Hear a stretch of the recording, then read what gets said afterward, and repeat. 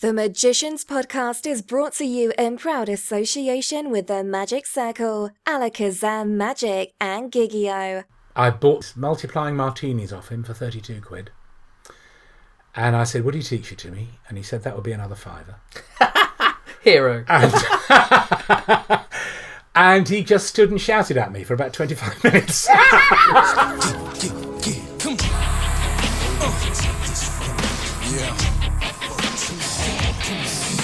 Yo, it's my life, my time, my rights, my rhymes, my grind, my struggle, hustle, sweat in my blood too. I'm ready to smell fear, I smell a lot. My competitors fled scared, cause they smelled I was hot. I want it all, excess, the sex, much success, stress us. I want it all, no less, so come on. How hard can it really be to get a famous magician to say his catchphrase? You're about to find out. How's it going, everybody? Welcome to the Magicians Podcast. I am Richard Young. Thanks very much for hitting the download button. My guest this week is Geoffrey Durham. He made over 700 television appearances here in the UK during his illustrious career as himself and his alter ego, the Great Soprendo. He'll be talking to me about his career during the next hour. But before we get to the interview, if you don't follow us on Twitter, please do it now. We are at Magician Podcast, or you can give our Facebook page a like. Just go to facebook.com/Magicians Podcast. So I went and met Geoffrey at his home in London. Here he is then, the great man himself. Sit back, relax and enjoy an hour in the company of Geoffrey Durham. So I am sat here with the man himself, Geoffrey Durham. It's nice to see you again. Very nice to see you too. Not the first time we've met, but thanks for doing this, agreeing to be on the podcast. And we've got lots to talk about. And do you know what? We sort of talked about this a little bit before I pressed the record button just now, that there's a lot of biographical stuff about you out there already. Mm-hmm. So I'll ask you something just completely off the bat. Okay. Totally unrelated to you specifically, but I think people would love to know your opinion on it. Where do you think magic is today?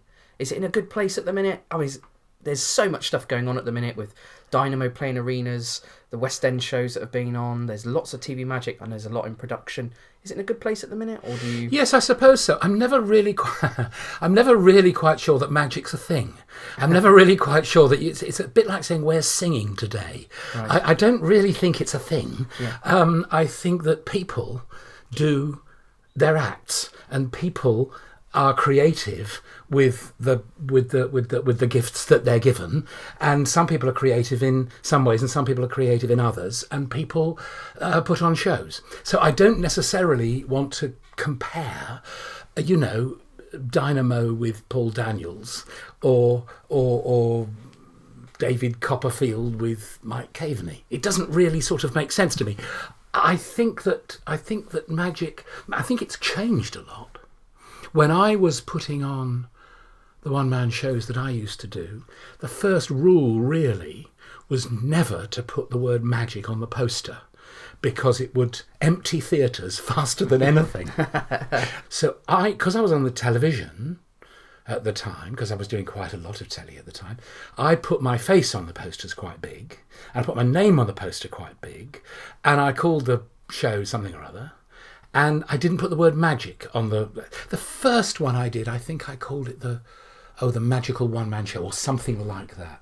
But apart from that, the magic didn't appear really, and it was not a big selling point. Now that has changed. The show you do, the Illusionists, Dynamo, people are now saying, yes, I like going and seeing magic shows, and that's a big difference. It's quite a sea change. It's not something that now I've retired from active performing, it's not something that I entirely understand. One of the reasons, a lot of reasons for stopping performing 10 years ago, whenever it was, and one of them was that I felt that I didn't necessarily entirely understand show business anymore. Oh. I'd been in show business for 40-something years, and I wasn't sure that I entirely understood the market anymore, that I entirely understood where the public was with stuff. I was continually being asked to do shows to demonstrate skills that I hadn't got. I was being asked to do Strictly Come Dancing. I was asked to do that. And I was asked to teach a magic trick to Stephen Gately, it was actually, on air. And I said, well, but he's never done it before. Yeah, that's the point. That's the point, you see. He's never done it before, so I'll mess it up. And Right. I don't like... I was schooled in rehearsing something like mad and then getting it as right as I possibly could and then doing it as well as I could. And then hopefully people would applaud. And I never really... 10 years ago, I was starting to think... I didn't get this, actually, because I'm always being asked to do stuff I can't do. I want to be asked to do stuff I can do. So it has changed hugely in the last 10 years. And I'm still sort of part of it, as it were, but more in the background now. I sort of advise and mentor and direct and do silly things like that. If you were still performing today, Yeah. would you have ever agreed to be in one of these ensemble shows where there's 5 magicians on a bill in the West End? Or... I was talking to somebody a bit ago who's been in one, and he said, I do find it a bit annoying doing 9 minutes every night. And I suppose having done, as I used to do, sort of 2 hours without a break, because I used to do the interval as well in the bar and things like that. I used to do close-up stuff in the interval. So I was doing 2 hours without a break. I don't know. I might. Yes, I mean, you never say no. You never say never. I might have been interested, but I'd be surprised, I think. Do you keep your finger on the pulse? Have you been to see any of the shows that are out there at the moment? No, I've never been to see magic shows particularly. I mean, I go and see if I've got mates in them. Yeah. But no, I go. I don't know. Not for pleasure. It's always been my job. And I loved my job, and I still do love the bits of my job that still involve me. But no, I've always had a sort of demarcation. And while I'm a magic nut, and always have been a magic nut, I've been a magic nut in terms of it's helping my career, it's helping my job, it's being what I do for a living. It's not what I do in the hours of darkness, as it were. You talk about your mates. You've got a few mates who I'm big fans of. Pete Furman, Barry and Stuart, I know you've helped as well in the past. Yeah. Is that something you really enjoy? Oh, yeah. Yeah, helping out? Yeah. Well, if you've done something, for whatever I've done it for, 40-something years, I just said, I think that's right. Yes, you've got something to offer, I hope. You've got some experience that might help somebody with something. And the least you can do is offer it, really. So, yeah, I'm very, very happy to do it. I tend only to work with pros. I tend only to work with professionals because I've sort of... I've come to the reluctant conclusion, really, that what I have to say doesn't apply unless your life depends on it. I see, right, okay.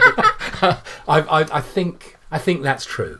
Yeah. Unless you're not entirely sure where the next meal's coming from, and you've got to do it, and you're on every night, and you're doing twice a night or 3 times a night, or you're doubling up and doing all that kind of stuff. I don't get it. I don't think I understand the semi-pro, or what you might call the hobbyist point of view. Yeah. And so there's no point in pretending I do, so I just leave that. I understand. We've got, what's great about the podcast, what I really like, is we have every type of magician listening. We have professionals, semi-professionals, amateurs. We've even got some people who have just got into magic who I know listen to it.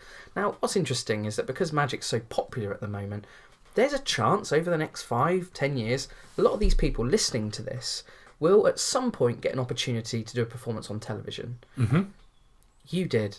I mean, I looked at what we could talk about today. You did hundreds and hundreds of different magic appearances, and what was amazing was you did lots of spots where you're going into a TV show and they've never seen you before, and you're doing 5 minutes and you've got to make something happen. I think you could, this is going to be hopefully a great answer to this question. What advice would you give to a magician who gets a spot on a TV show on a Saturday morning, or Tuesday afternoon on the local news or something, to make sure it goes well? What advice would you give them? Well, the first bit of advice I would say is be very, very careful of thinking your best trick that you do for mates, or the best trick you do for stage, or the best trick you do in a restaurant is going to be the best trick to do for television, because the chances are it won't be. You've got to think about what television is and the way television works. Usually now you don't get what we used to call, I mean, it seems almost old-fashioned to say it now, a camera rehearsal. You used to work with the camera crew and with the director to see where the shots should be and where they should be placed, so that you have a, if you're vanishing a silk, if you're pushing a silk into your fist and have it vanish, it would be good if you're good enough at it, and if you can hide the wherewithal for doing it. It would be great if that could be a close-up. But the chances are now it probably won't be. So you need to learn to choose your material so that it will work for the cameras and the camera crew and the way it's being done for the show itself. So you need to be careful of that. You need to make sure, for example, that if you're using a working surface, if you're dealing cards onto a table, for example, you've got to make sure there's a table. Otherwise you're stuffed. You've got to make sure that the camera crew know that that's what you're going to do. So I said this, I think I've said the last thing I said was the first rule of television. I think what I'm about to tell you is the first rule of television. If you possibly can, to tell the camera crew and or the director exactly how your trick is done. Oh. This is really important. Which a lot of people, let's be honest, a lot of people wouldn't assume that, actually. Yes, would well, they? they're pillocks. Yeah. So they are your collaborators. They are the people who are helping you to fool the public, to make the public not understand how the trick is done. So if you can get a camera rehearsal, talk to the director and show the director what you're going to do. And obviously, if you've got the best magic trick in the world and you know it's absolutely, completely sort of camera proof and like Fort Knox, you don't need to tell anybody anything. But if you have a doubt, if you know that if the camera shows this or that or the other angle, you'll be messed up, then it's a good idea to tell somebody about it. I used to, when I did 165 countdowns, I think, where I had to do a trick at the end of part 1. And these were 3-minute bits. And I devised them. I used to work quite hard at them, actually, and I used to spend quite a lot of time devising them. And I would show them to the camera crew. And then I would show the camera crew what they mustn't see. I would say, look, underneath here there is this. If you get underneath, I'm completely buggered. So Yeah. you must not show. We must not see that. Mm-hmm. I once, just as an aside, saw a very good magician do a paddle routine on a chat show, and the camera was positioned underneath. Oh. Now that is the classic. That's what you must not do. You have to avoid it at all costs. So tell them what you're going to do, show them where the dangers are, show them where your vulnerabilities are, and let them help you to be invulnerable, because they become your collaborators. So that is actually rule 1. You have to do it. Talk to the director, explain exactly what you're trying to do with this spot, and then the director will be your help, your assistant, your collaborator. It's really important that you understand that. If you just try and go and fool everybody, then, well, you're not in show business, because that's not how show business works. Show business is a collaborative thing. Yeah. So if you just go in as yourself and go, right, well, this is what I do, and I'm going to stand here and do it, and you're just going to put a camera in front of it, then you're not doing yourself any favours at all. Do you have any secrets you can share about how you managed to land so many spots on various little shows, or was it to do with your profile at the time that you've done series of magics? It was to do with my delightful, infectious personality, I think.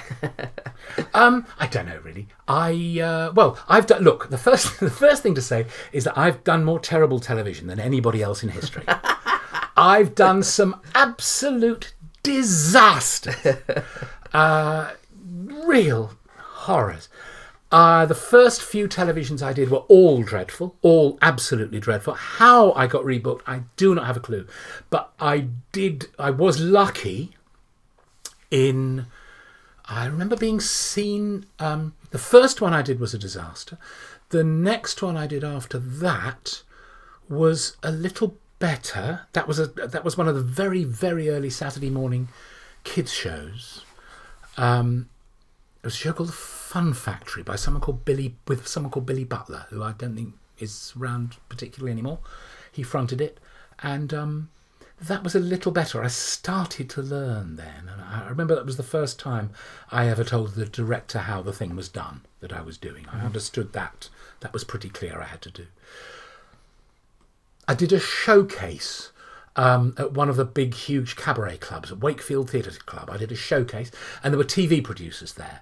And one of the TV producers came up to me and said, would I be interested in this, that, and the other? And from that, I got an episode. I don't know, you're probably too young to remember this. An episode of 3-2-1 with Ted Rogers. I do remember that. He used to do that thing with his hand. That's didn't he? it. Yep. Yeah. Well, he had sketches and bits and bobs on that, and I was one of the sketches. Didn't he have a bin? Is that right? He did. Dusty bin. Yes, I do. The dust bin. Yeah. I was an act on that, and I did the newspaper tear. And that trick was very good to me on television. A lot of people around that time, because I was doing that, one thing led to another. That trick was considered good for television. I remember them saying, I don't know if you could now with HD, but in those days, you could slow down the newspaper tear frame by frame, and it would just blur, so you couldn't see. And I remember the director ringing me after I'd done it and saying that they'd sat in the edit slowing this down, trying to see how the hell it had been done, and they could not work it out. That was one, of course, I mean, that trick was a very good trick for me, and it was one which I didn't have to tell directors how it was done, because it is television proof. Yeah. It is very, very strong indeed. That particular method that I sort of got off Gene Anderson and then adapted and fiddled with and made changes to myself.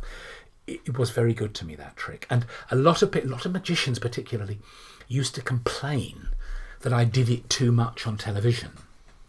Really? Yeah, they did. But that was actually, I did it because I knew it was a cert. I knew it was a killer, and that if I did it at different time slots for different audiences, people sort of wouldn't much notice, and they sort of didn't much. Of course, magicians did, because they watched every magic trick that went out. Yeah, but the audience didn't. So I sort of started to get a reputation. That's a trick that is not, I would say, particularly easy to perform, actually.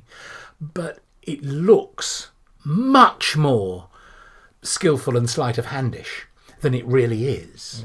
And so I sort of got a reputation for that, I think. And I started to do bits and bobs.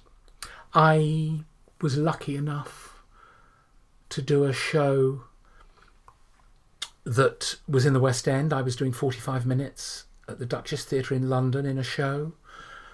A TV producer came and saw that, asked me to go on Crackerjack, which I went on, which was a bit of a hole, actually, to be in, because it was a bit of a sort of a ghetto children's television at that time.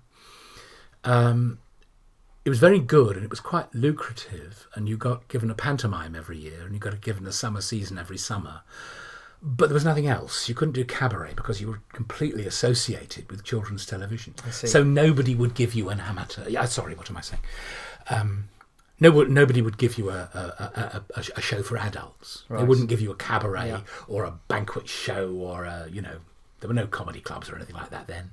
But nobody would give you that kind of a gig. And you're still the Great Soprendo at this point, are you? That's all I ever was, yes. Right, yeah. Yes, yeah. 14 years, I think you were the Great Soprendo? That's right, yes. Yeah. And I couldn't find it on YouTube, but there's a famous story that when you ended the character of the Great Soprendo, you took your wig off on the Des O'Connor show. That's correct. Can you tell me a little bit about how you came to the decision to stop being the Great Soprendo and become Geoffrey Durham? I can tell you exactly how I came to the decision. I can tell you when I came to the decision.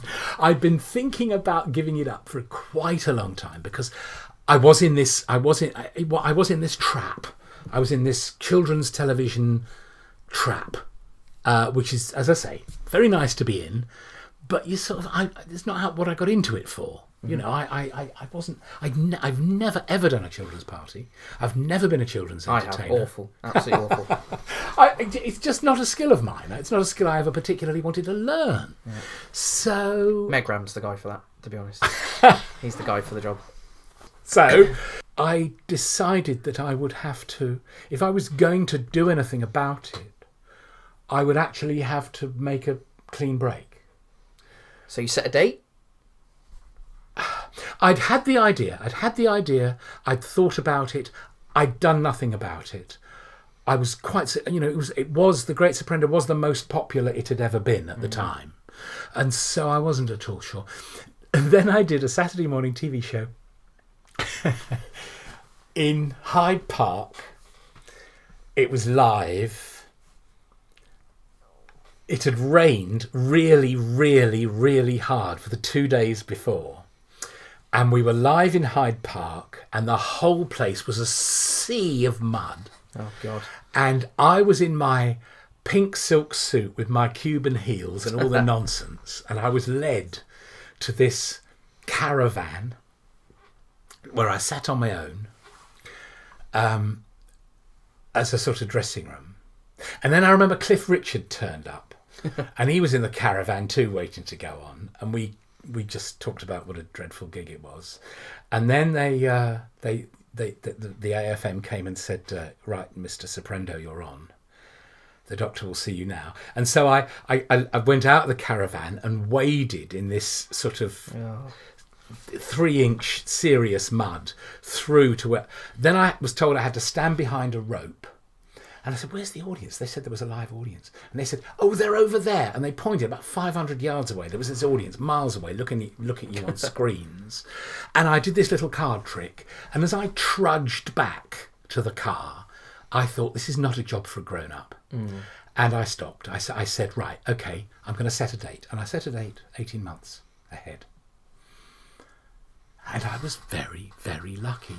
John Fisher, who was a sort of veteran magic producer, well, not just magic, TV of all kinds. He produced The Parkinson Show, all sorts of stuff. He took me out to lunch one day and said he was planning to do a new magic show for when he went over to ITV from the BBC. Because he used to do the Paul Daniels show, Yes, I think, didn't he? That's right. And went across to ITV to make... Best of Magic. He was planning a move to ITV where he was made, I think, head of variety, I think was what he was called. And his first big plan was to make a big, new, different kind of magic show. And he said, would the Great Surrender, as it were, be interested in being a presenter on it? And I said, well, no, because I'm going to stop being the Great Surrender. And he said, oh, that's interesting. What are you going to do? And I said, well, I don't know, but I'll do it as myself. So he supported me in that. And yes, you're completely right. He got me the Des O'Connor show because he was the head of variety and that was on ITV, so he could. Yeah. It was Thames Television. And he said, right, we'll get you to take the wig off and we'll get you to take the moustache off. The moustache was, in fact, my own. What I had to do, and I used to curl it and blacken it and all that stuff. So what I had to do was shave it off and buy a stick-on one that looked the same. So I did that, and I did the act, really quite badly, I think, on the Des O'Connor show. And then, yes, I took the wig off and I took the moustache off, and nothing happened. Nobody was interested. But I was going to say, was there no response? No, none at all. No one cared. But then, no, nobody was interested. No, nobody cared. But why would they? I mean, just Right, a bloke taking a moustache off. I mean, who cares? But then I did the Best of Magic. I was a complete idiot. I never planned the transition. I just did my best to do it as me, as it were, for the first series of the Best of Magic. And I made so many mistakes. I really didn't do a good job. I can't watch the Best of Magic now because all I see when I look at myself, well, I don't look at myself anyway, I'm not interested in that, but I have had to look at it from time to time. People have shown me clips and this, that and the other. And I just see a rabbit in the headlights. I just see somebody who's frightened to death, doesn't really know who he is, can't quite stop talking like the Great Surrender. I didn't use the accent, but I still had that sort of campery in my voice, and it was all a bit crap, really. So the second series was perhaps a little better. I'm not quite sure, but it did take me, I don't know, 3, 4, 5, 6 years to actually stop stop being the son of the great soprendo, as it were, as myself. And it was Countdown, actually, that helped me do that. I mean, and you say, how do you get telly? Well, you ask. I badgered Countdown for years and years and years. Oh, did you? Yeah. I used to watch it in my office. I used to sort of go out to work, if you know what I mean. I had an office, and I used to do 9 to 5, and Countdown used to be on at 4:30 in those days. And I sometimes just used to switch it on while I was clearing up at the end of the day. And I'm quite good at word games and wordy things, and I'm quite good at those anagrams and stuff. And I used to do it, and do it in my head and things. Can't do the sums for love and money, but that's another story. And I suddenly thought, blimey, you could. Somebody could do magic tricks on this. You could end of part 1. You could do it. And I wrote to the producer, and I got my agent to write to the producer. No reply. And then I did a Pebble Mill at 1, which was a programme that people used to do to promote this, that, and the other. It was a chat show at lunchtime. It's on BBC One, I think, wasn't it? It was, and Richard Whiteley was on it. And afterwards, when we were having a glass of wine, I said, I really want to be on your show. And he went, oh yes, very nice, thank you, and left. And then, I don't know, a few months later, I did a programme called Notes and Queries. I had to go on and talk about Houdini. And Carol Vorderman was a regular on that. And one night I said to her, I really want to be on your show. And then I wrote to the producer again. And about a year went by, and I suddenly got a call saying, do you want to be on Countdown? I've no idea which of those little approaches was the one that worked. Not a clue. And it might have been none of them. It might have been their idea all along. I never asked. But I did 165 of them. And not all of them were tricks at the end of part 1. I did puzzles from time to time. I was terribly lucky in that, well, I did the first 6 or 7 in a day in those days? I can't remember. I think it was 7 in a day. I did the 7 that I was asked to do. And it was really quite difficult, because there was no working surface of any kind, and I didn't realise that until I got there. There was one shot, it was the newsreader shot, if you know what I mean. Yeah, sat behind a desk, facing forward. Exactly. So you couldn't deal, like we were just saying, you couldn't deal cards onto a working surface, because there was no working surface. The working surface was flat onto the camera, so it couldn't be seen. You couldn't get somebody to hold their palm out. I was sat next door to Susie Dent or to somebody like that. You couldn't deal cards onto their hand, because again, their hand was a flat surface completely straight onto the camera. So that was not possible either. You couldn't get them to tilt their hand towards the camera, because the cards then slowly slid off onto the work. So you absolutely stymied. You couldn't do anything. All you could do was hold the props up in the air next to your face and hope for the best. And I did it for those 7 shows and left the studio and thought, thank God I never have to do that again. I thought I was wrong. And then the producer phoned me about 3 weeks later and he said, we've had letters about you, we want you back. So I suddenly realised I'd been wrong and I had to do it again. And I devised another 7. And the day before I was due to go on, they rang me and said, John Pertwee has double booked himself. He's on holiday in Marbella and he's due in the day after you're due in. Will you do 2 days running? Which is 2 full weeks of It was exactly. Yeah. And I did it. I devised 7 more in their next sort of 8 hours and drove to Leeds, slightly petrified.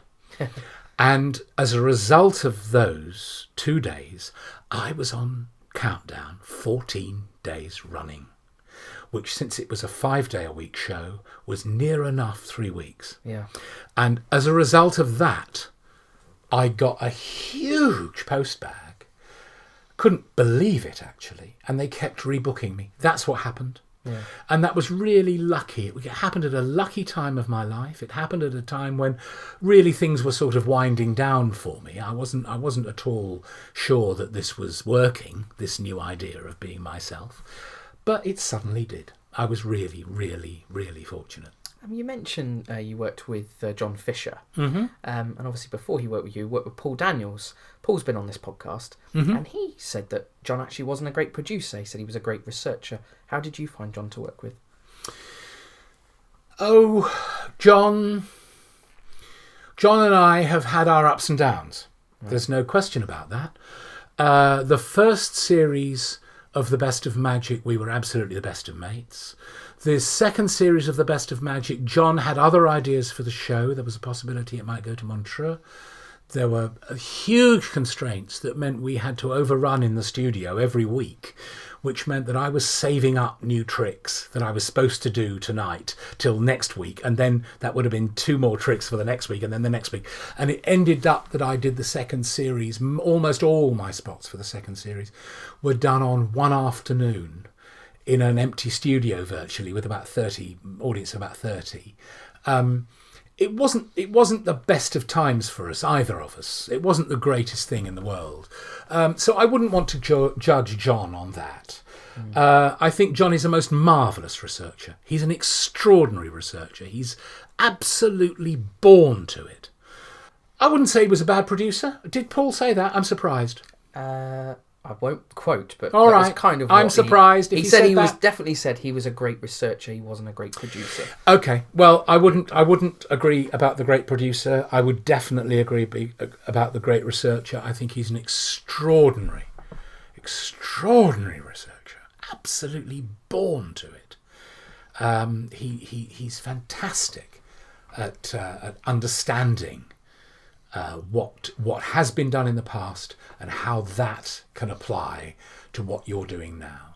And that's a great skill. That's a huge skill. If you think it's all about now, if you think it's all about this show business, then you won't last very long. It's always about the last show business, this show business, and what the next show business is going to be. We're just going to have to take a quick commercial break. Before we do, you have a very famous catchphrase, and I thought it'd be great if you would... No, I'm retired now. Retired now. Don't do that. All right. Here are the this week's commercials. They're the same as last week's. Here we go. The Magicians Podcast brought to you in association with the Magic Circle, the world's premier magical society. Are you ready to join the world's most exclusive magic club? Visit themagiccircle.co.uk to find out more. Gigi-O, free for 30 days. Be a pro, get Gigi-O.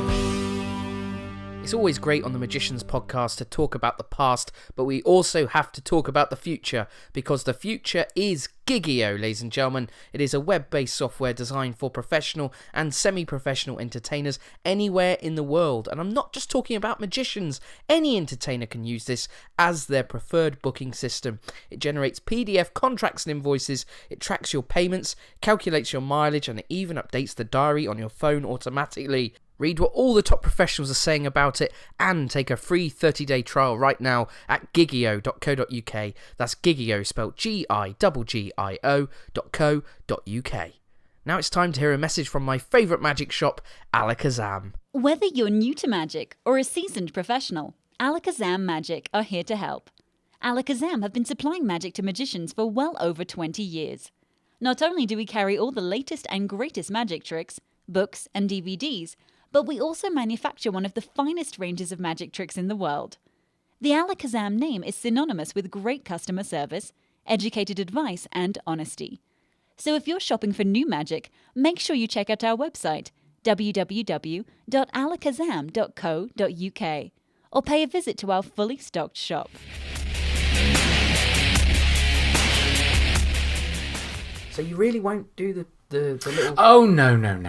Don't do it. Don't do magic tricks anymore. It's only 3 words, though. Nah, leave it. Okay. So something that's amazing, I got to spend a bit of time with you a couple of years ago. We were working on something together. Yes. And during the lunch break, you told me and Strange a little bit about you're a Quaker. And yes. how... I'd love to find out a little bit more about that. right now and sort of how it came to be a part of your life? I I think some people won't even know what it is, to be fair, as well. Perhaps you could give us a bit of an overview. Quakerism started 350 years ago in a spirit of protest. Protest against the way the church was. Protest against vicars. Protest against churches. The guy who started the Quakers, a guy called George Fox, just used to refer to churches as steeple houses. He wouldn't have anything to do with it at all. And that spirit of protest remains. Quakers don't have a creed. Quakers don't... If there's one thing that unites all Quakers, it's that Quakers do not believe what they're told. Quakers work things out for themselves, but we are expected to be working on it all the time. And we do. All of us work on it all the time. You're always up for change, always constantly up for change and being pushed by something that's sort of outside you in a funny sort of way, but also inside you at the same time. And Quakers have a huge commitment to social change and to working with other people. And as you possibly know, Quakers during wars tend to be conscientious objectors, tend to be pacifists, and tend not to fight. They do other things during the First and the Second World War. Quakers drove ambulances on the front lines, but they would not fight. And Quakers have often been hugely unpopular. They've often found themselves absolutely sort of diametrically opposed to whatever the status quo is at the time. I heard the other day that the meeting that I go to had 28 doorkeepers during World War I because people kept on trying to break it up. Wow. Because it was anti the war, you know. Yes, I found out about Quakers, I don't know, 22, 23, 24 years ago, something like that, at a time when I was, I suppose, looking for something, but more than that, I was running on empty, rather. And so... I've got to ask what you mean by that when you say... Running on empty? Yeah. I just meant... What part of your life do you mean you're running on? All of my life. I was. Okay. I wasn't fulfilled. Okay. I was. Were you happy? Oh, I wouldn't say I've ever been. Well, apart from when I was at school, which was absolutely miserable for about 10, 12 years. I wouldn't say I've ever been deeply unhappy, no, but I've often felt unfulfilled. Okay. Yes, definitely. And so I discovered it more or less by accident, and I found it a huge help to me. It's changed my life, actually. And I've written a couple of books about it. One of the books that I've written is now the standard thing that you get if you write up to find out about Quakers. You write to a place called Friend's House, which is opposite Euston Station. Big, sort of slightly Kremlin-esque building opposite Euston Station.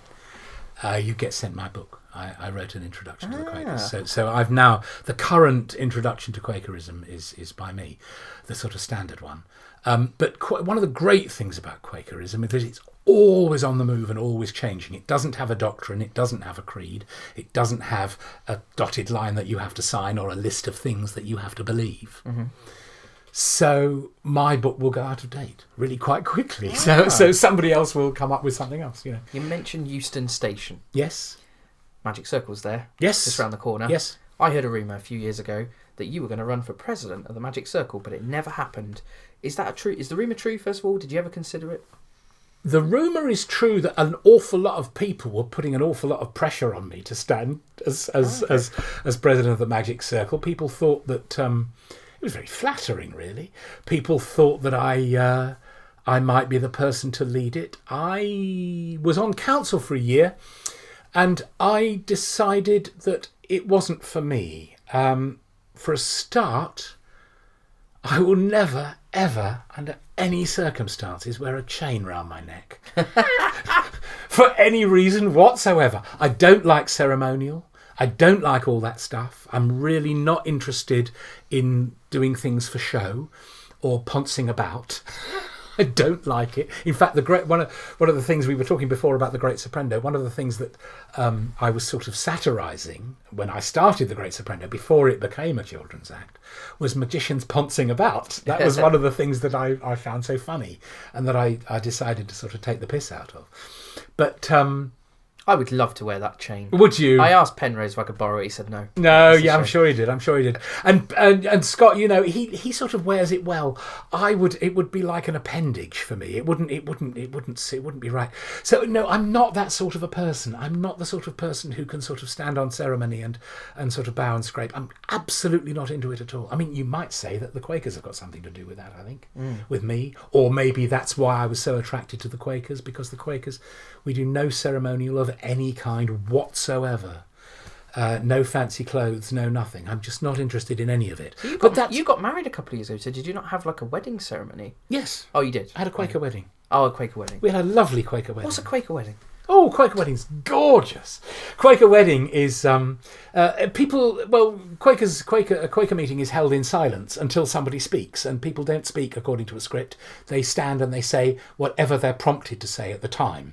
And what happens at a Quaker wedding is that people sit there in quiet and stillness. There were some magicians there, I have to say. Was Furman there? Furman was there. Furman was living there, the dream, having Pete Furman was there. Einhorn was there. Yeah. Did he do a 10-minute spot? He Furman? did not. No, he didn't. No, he didn't. But we, then the two people who are getting married, when they think the time is right, they stand and they say, "Friends, I take this, my friend, to be my."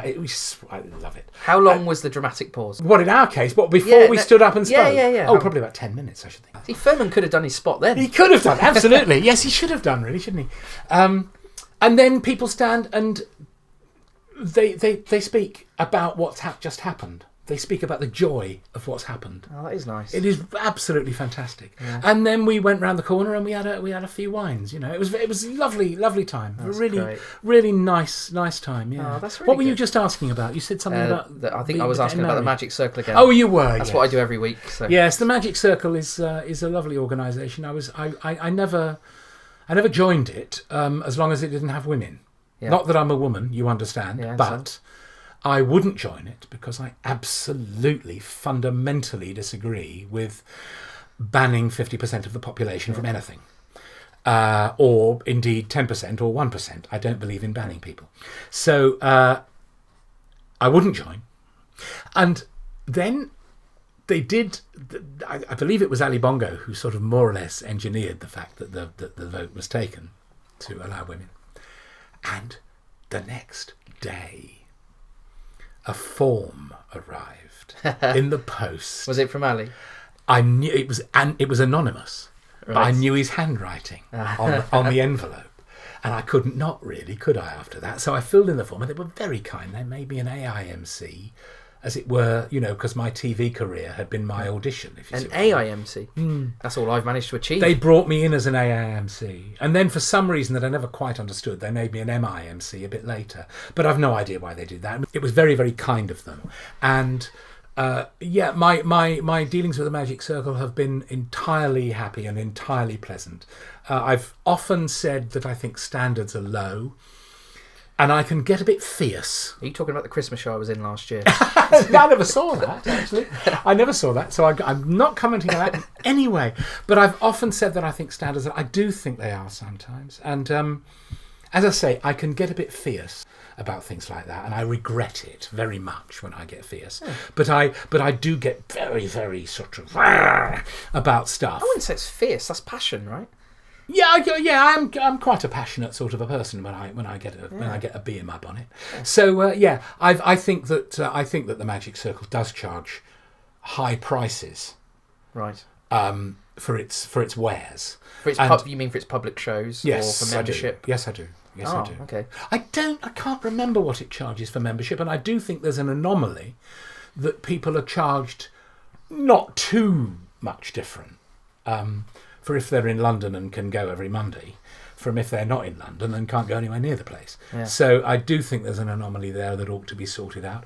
Like all organisations, it has massive anomalies and oddities and peculiarities and non sequiturs sort of right at the heart of it. Yeah. But I think it's got a great building. I hope they keep the building. One of the reasons I was very clear that I didn't want ever to be president, certainly at the moment anyway, was that I thought, maybe rightly, maybe wrongly, I don't know, I thought that the the next president, whoever he was, and it's turned out to be Scott, but I thought that the next president might well have to handle stuff that I'm not qualified to handle about the encroachment of HS2 onto the road and onto the building next door, and that the next president would be having to deal with protesters and barristers and planners and all that stuff, which is not my field of expertise. So if you're not aware, just for the listeners at home, yes, Euston Station is about to be extended because there's going to be a high-speed rail link up to the north, and it's literally going to go next door to where the Magic Circle is at the minute. So there's a lot of concern at the minute about what's going to happen to the building. That's absolutely right. And nobody knows if it's going to happen, and nobody knows if it does happen, how much it will affect the Magic Circle and the Magic Circle premises. And I just felt, I'm not the person to do that. All I can do for magicians, is the only thing I can do, is offer my experience as a pro magician. Yeah. That's all I can do. And as a Magic Circle president, actually that's not enough. And people who aren't pro magicians aren't interested in your experience as a pro magician. It's one of the anomalies. It's one of the oddities, really. But it's true. They just could not give a monkeys. Yeah. So and my experience on stage is of no interest to somebody who works restaurants. Yeah. I thought it was very interesting what you said about the different rates that are charged for people who live in central London or outside London. I'm planning to move to London. I'm trying to figure out how to keep that on the down low so I don't get charged the extra for the circular. So this is amazing. We have to talk about your book. Well, yes. I'm going to be honest, it's one of the few magic books I've actually read. Oh, how kind There have of been you. times I've interviewed people on this and I've claimed I've read their book and I actually didn't. But I have read your book. I've got it on my shelf at home. I'm one of the few people who are lucky enough to have an unsigned You're copy. one of the few people who've read it. Yeah. Yes. No, honestly, I love the book and there's so much amazing stuff in it. I love the stuff about the rice bowls. Young and Strange attempted to do the rice bowls a few years ago. Disaster as usual. No one liked it. But you do it beautifully. Your routine, your timing. I've heard you talk about this before, but I just think it's amazing and I was wondering if you would share your passion for tricks with liquid. Oh, yeah. Because I think this is amazing and I think there's something here that someone could probably make something with at the moment. Oh, liquids. Yeah. Well, there are certain things that the public know about. Some of them are wrong. They think that magicians all produce rabbits from hats. Well, that's not right. They think that there's a false thumb that you can do tricks with. They're right about that. So if you're vanishing a silk into your fist, don't push it in with your thumb. It's absolutely bloody obvious. Because they think that that's what you're doing, therefore you do not do it. Yes. Push it in with your index finger. Absolutely obvious. And there are ways, which I can teach people, of making the thing still work with the thumb tip and still with the index finger. Okay? Yeah. So, don't do that. These things are plain as the nose on your face. There are other things that the public think is the way tricks are done. And one of them is palming. Everybody in the world knows that you cannot palm liquid. So as soon as you do a trick with liquid, you've closed all the doors, all the possible exit routes, all the possible ways that people think a trick can be done are all completely closed off. And so you have to find another way. If you're a member of the audience, you have to, and you can't find it because it doesn't exist, because it isn't there. So if you do, as I used to do a version of the water Monty that I called the carrot juice Monty. I used to do the hydrostatic glass. I used to do, as you say, the rice bowls. I mean, that moment that the water appears. It's an amazing trick. Oh, it's the most fantastic trick. You don't see it coming. No, I remember the first time I watched you do it on Talking Telephone Numbers, actually. Oh, did I? That was the very first time I ever saw it. And I remember that going, I know what's going on here. And then the water came and it was like, oh, I've got no idea. Yeah, absolutely. It's a real magician fooler, actually. It's absolutely fantastic. Yes, it is a magician fooler. I made it a little sort of quest, actually, because I first of all, the first trick I ever bought was the rice bowls, and the person who sold it to me, he also sold me a vanishing cane at the same time and taught me exactly how to do it. So I'm certainly not knocking him. But it was Pat Page. Hero. Pat Page sold me the worst set of bloody rice bowls you ever saw in your life. They didn't work at all. At Davenport, they were terrible. And I made it my business to work out how to do the rice bowls properly. And it was ages. I mean, it must have been 20 years at least before I got the rice bowls together so that it could be seen in front of an audience. But once I got it together, the rice is fine. The rice is good. They like the rice. The rice is good. It doubles and it's clever, and nobody quite knows how it's done, but they've got a sort of inkling perhaps. And then the water appears. It's just the most fantastic trick. Do tricks with liquid. Multum in parvo. There's another one. Do you know multum in parvo? I don't know that one. That's a trick where you start off with... you can do it in all sorts of ways. You can start off with a tiny glass of liquid. That's probably the best way, actually, to describe to people. You start off with a tiny glass of liquid. You pour it into an empty glass that's a little bigger, and it fills it. And then you pour that into a glass. And then in the end, you have, after you've gone through a line of perhaps, 6 vessels, you end up with a jug full of the stuff. And you then pour the liquid into all the other ones that you've just emptied. I have seen the lovely Debbie McGee do this Have trick. you? It's a terrific trick. I had no idea. I did it on telly with Coca Cola. I did a trick for some programme or other called the Coca Cola can in the balloon, which is the same as the silk in the balloon, exactly the same trick and the same method. But I produced this Coke can from this balloon and popped the balloon, and there was the can of Coke, and I filled up the glass with the Coke and then went through the glasses and did it that way. And it was the most fantastic little 3-minute spot. And it's one, I've done about 700 tellies or something like that, or maybe more, I don't know. It's there are spots that you've done that you know have worked at the time, and then you later really find out that they've worked because people still come up to me, 30 years later, probably more, and ask me about that spot. They ask me about that trick with the Coca-Cola. It's very peculiar. Don't know why exactly, but it's got something to do, obviously, with the fact that it's a trick with liquids. And liquid tricks are impossible to suss out if you only know the little basics of magic. Sorry, that was rather a long question. Great thing. Also, here's a top tip. The book's out of print now, isn't it? Yes. They do pop up from time to time. Yes. On thing. Here's the top thing. Here's a mystery. It's not actually rice. That shocked me when I found that out. It's not rice. No, it's not rice. Let's not tell them what it was. No, don't tell them what it is. It's a great tip. You can still get it. It's still available. Yeah, what you it can is. still get it. Yes, still around. Still in the shops. I remember it was an audible gasp when I read that in the book. Really? Actually. Yeah, it was. I don't know. Never assumed you could. Yeah, the rice doesn't work very well, does it? That's why. No, it didn't work for me. Yeah. It was one of the problems I had. Can we play word association? Yes. Arturo Brachetti. Lovely chap. Go on. What's the next? Wayne Dobson. Yeah, again, one of the great tragedies of magic over the last 40, 50 years is that Wayne Dobson's career was stopped in its tracks because he'd have gone on. There's absolutely no question about it. He was a master magician at the time, and he'd have gone on to become a better one.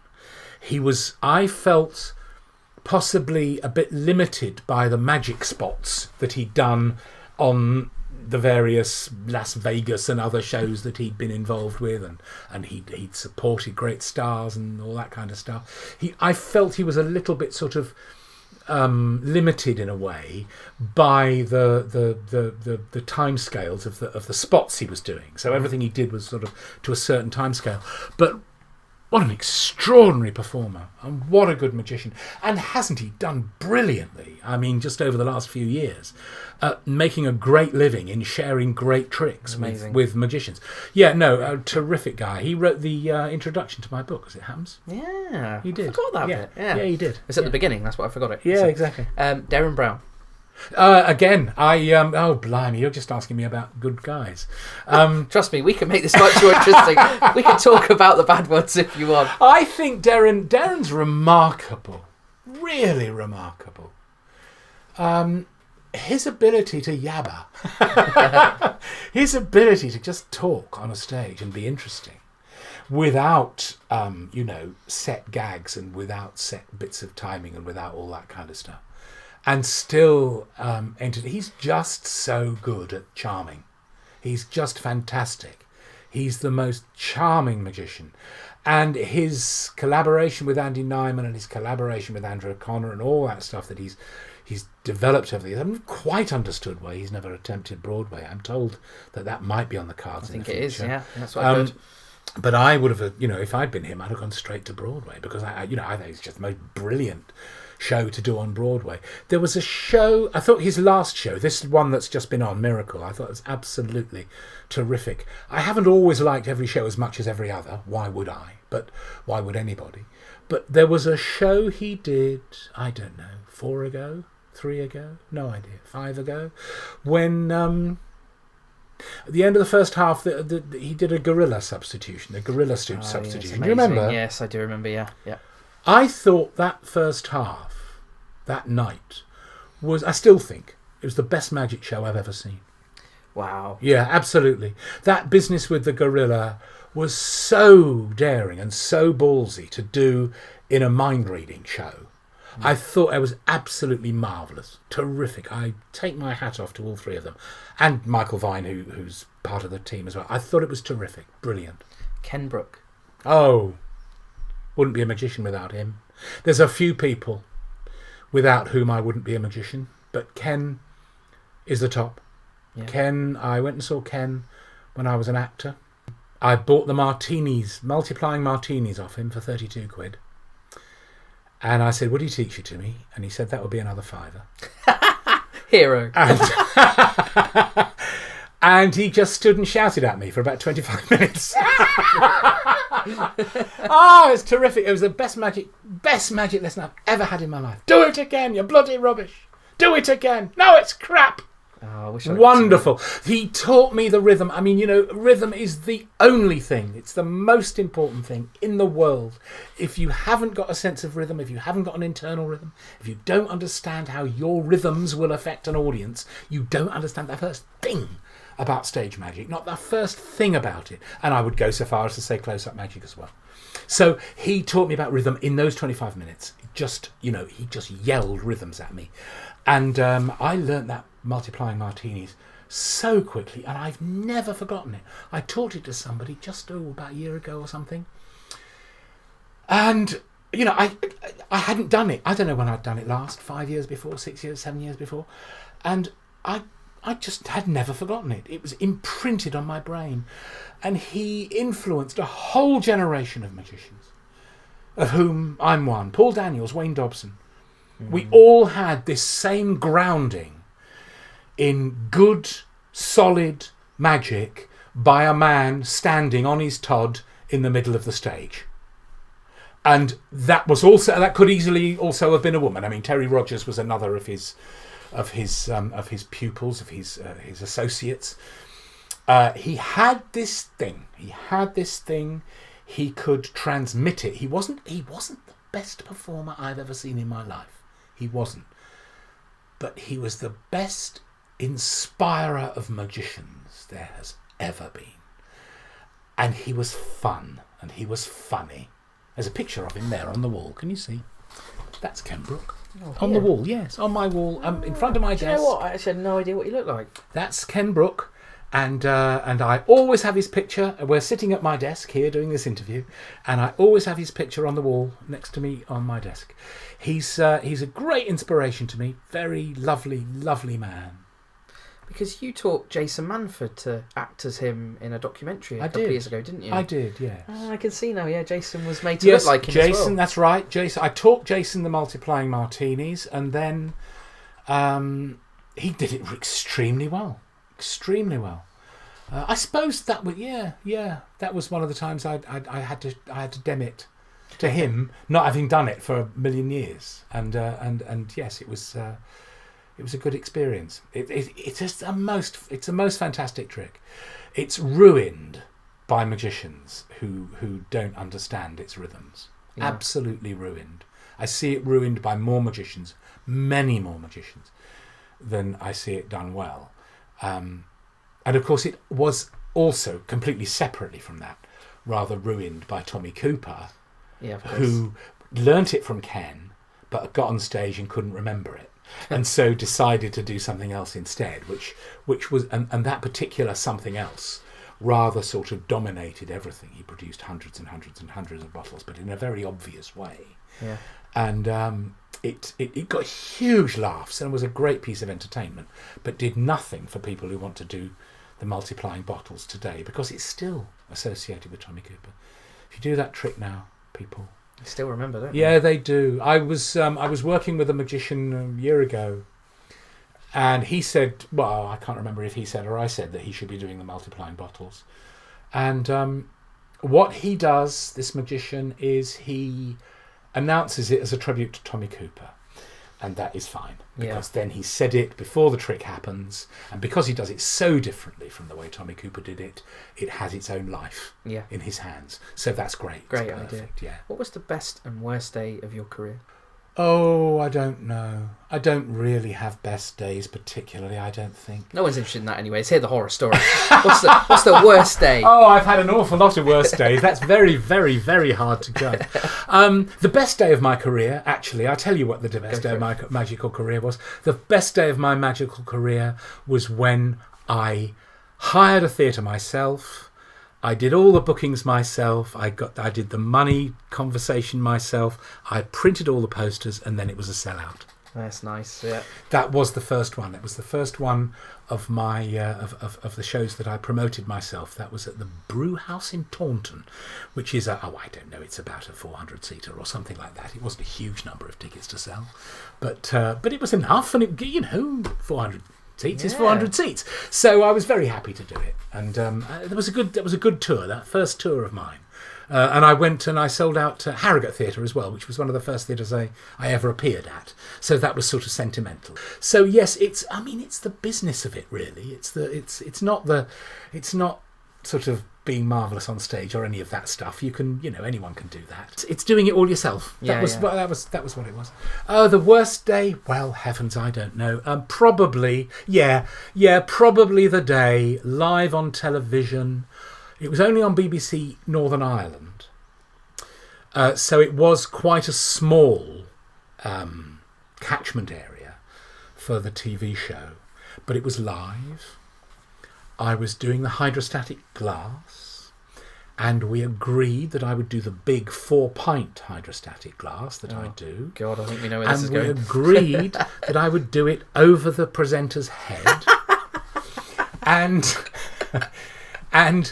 because the audience had to come in, you had to set it up something like an hour and a half ahead or something, because the audience were all coming in, and then there was a warm-up and blah, blah, and you had to be in the dressing room and you had to be in makeup. Anyway, the props were set an hour and a half before the performance, and they were just sitting there and they weren't touched, and I couldn't go and look at them because there was a warm-up man and there was all that kind of stuff happening, so I didn't go anywhere near it.